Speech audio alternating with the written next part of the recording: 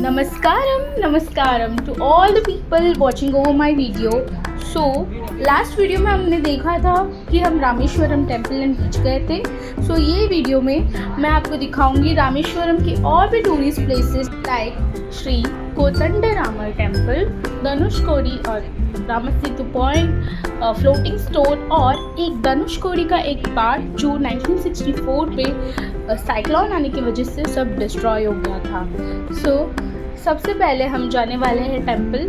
तो ये जो टेम्पल का रूट है वो धनुषकोडी का जो मेन पॉइंट है उससे 1 किलोमीटर पीछे है।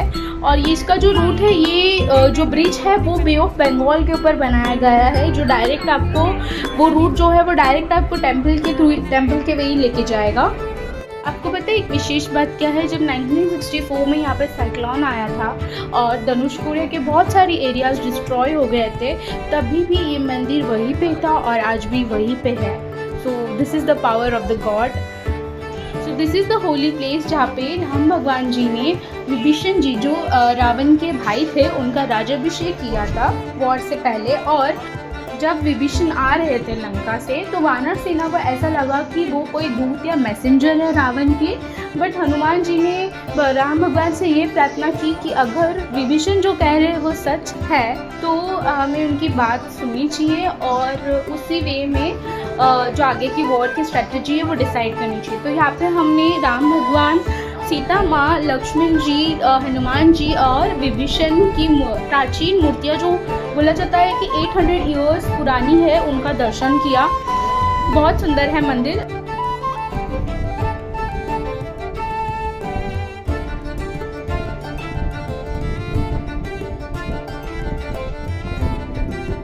और नेक्स्ट हम गए फ्लोटिंग स्टोन देखने के लिए। ये जो है ये बे ऑफ बंगाल है पूरा।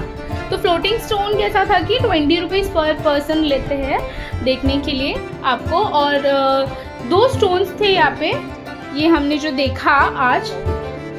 आप यकीन नहीं करोगे, स्टोन्स बहुत हैवी था, एक जन तो ये उठा ही नहीं सकता। हम 2-3 लोगों ने मिलकर उठाया तभी भी हमसे ये थोड़ा ही उठा। सो जस्ट इमेजिन ये स्टोन कितना हैवी हो सकता है।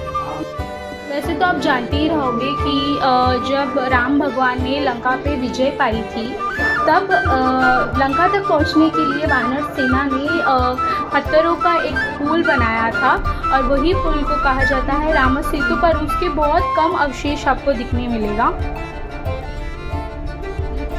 तो अब हम जा रहे हैं लैंड के सबसे लास्ट पॉइंट पे। वो लाइट हाउस है क्या? अच्छा,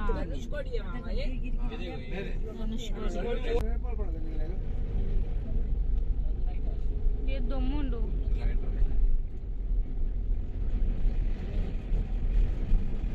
ये नया बना है, पहले हम लोग आए थे जब नहीं था ये। तो अगर आप ये देखोगे तो ये दिख रहा है आपको दोनों साइड जो ओशन है, ये साइड है, लेफ्ट साइड है बे ऑफ बंगाल और राइट साइड है इंडियन ओशन। तो ये जो लास्ट पॉइंट है ना, वहाँ पे ये दोनों ओशन मिल जाता है। तो ये बहुत ब्यूटीफुल है और ऐसा आपने कभी देखा नहीं होगा मतलब पूरे इंडिया में ये एक ऐसा ही रोड है जहाँ पे दोनों साइड ओशन मिलेगा आपको और बीच में रोड रहेगा।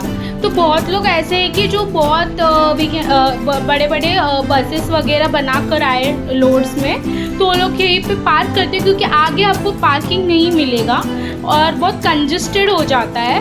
तो लोग वहीं पे पार्किंग करके 1 किलोमीटर पहले से ही चलते चलते जाते हैं देखते देखते। तो बहुत सीनिक व्यू रहता है। ये देखो, ये जो पॉइंट है जहाँ पे हम अभी पार्क करने वाले हैं, ये मेन पॉइंट है जहाँ पे लास्ट पॉइंट है। So we are here.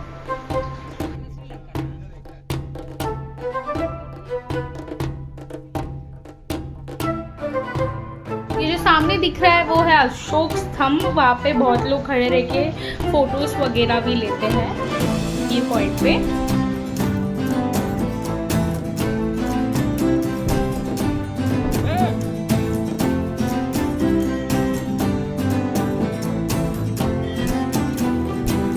और यहाँ पे लोकल शेल्स भी बेचते हैं, वो भी आप देख सकते हो।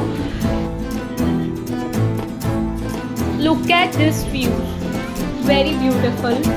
और कैसा है कि यहाँ पे टेलीस्कोप से आपको श्रीलंका की लाइट हाउस भी दिखाएंगे। उसके लिए वो लोग पर पर्सन 30 रुपीज़ लेते हैं, वो भी आप चेक देख सकते हो।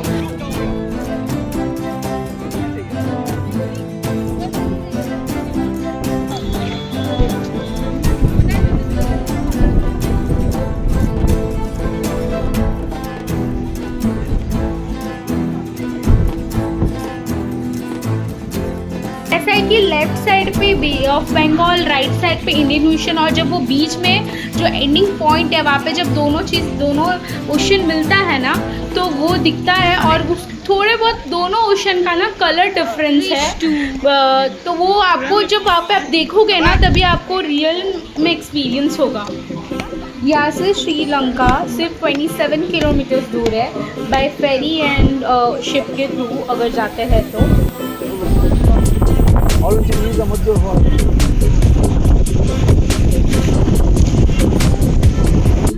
Seriously saying you should come this place once.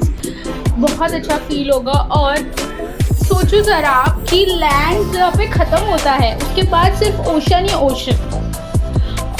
और आपको पता है राम सेतु वहीं से बना था, पर वो थोड़ा भी जो पार्ट है ना दिखता है वाइट कलर की, पर वो लोग उतना आगे जाने नहीं देते हैं, रिस्ट्रिक्टेड है आगे जाना।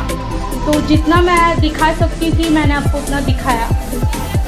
और अब हम नेक्स्ट प्लेस जा रहे हैं, एक ऐसा पार्ट धनुषकोडी का जो 1964 में साइक्लोन आने की वजह से सब डिस्ट्रॉय हो गया था। स्टोरी है ना 64 में सुनामी आया था समुद्र की, पूरा गांव था, गांव का गांव सब बह गया था पानी में। उसमें चर्च था जिसका अवशेष बचा हुआ है। This is the place is also known as the ghost town of the city because यहाँ पे सब कुछ डिस्ट्रॉय हो गया था। Even the church, even railway houses, सब कुछ डिस्ट्रॉय हो गया था, कुछ भी नहीं बचा था। सो look at this was the church जो built by the British, was fully destroyed at that time at the cyclone जब आया था।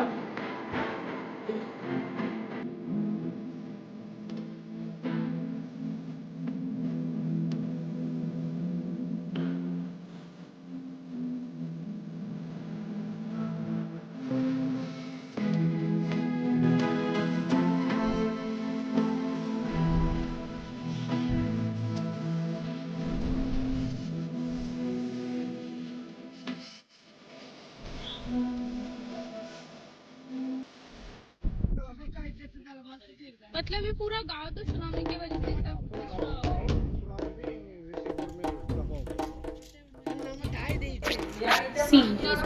इसीलिए इसे गोस्ट टाउन नहीं बोला जाता। ये दिखता भी उतना स्कैरी है, मतलब कुछ भी नहीं बचा है, कुछ टुकड़े हुए बचे हैं दीवारों के, सब कुछ। यहाँ पे कुछ लोकल शॉप्स एंड स्ट्रीट्स भी मिलेगा आपको, you can shop for that. तो उसमें शेल्स वगैरह की बनाए हुए बहुत अच्छे मिरर्स है, आप अगर देखते हो ज़रूर विजिट करना, यहाँ पे एक बार चेकआउट करना। Look at this are all hand crafted, very beautiful.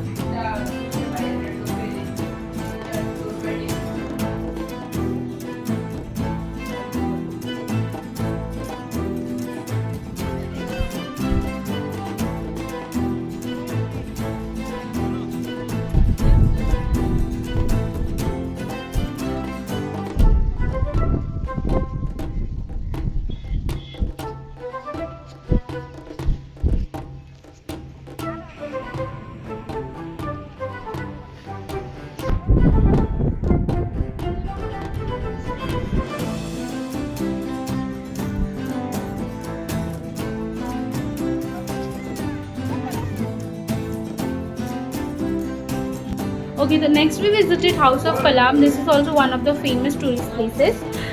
So here you will find out some achievements of Mr. APJ Abdul Kalam, our former Prime Minister of India. So keeping this video till here. So मिलते हैं next video में, till then bye bye.